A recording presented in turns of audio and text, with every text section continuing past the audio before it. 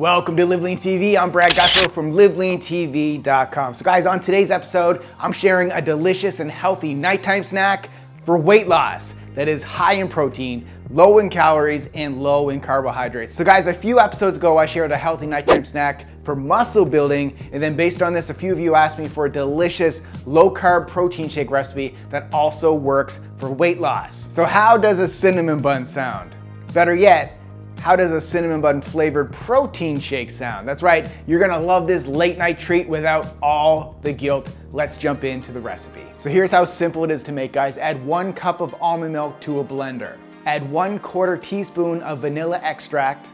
Add 1/4 teaspoon of cinnamon, 1/4 teaspoon of nutmeg. I'm using a vanilla whey isolate protein powder from Earth Nutri. And it's different than the protein powder I usually use, but I'll talk about why I'm using this at the end of the video. And a handful of ice cubes to the blender. Blend for 10 to 20 seconds or until smooth. Now the nutrition info per serving is 155 calories, 28 grams of protein, 4 grams of carbohydrates, and 3 grams of fat.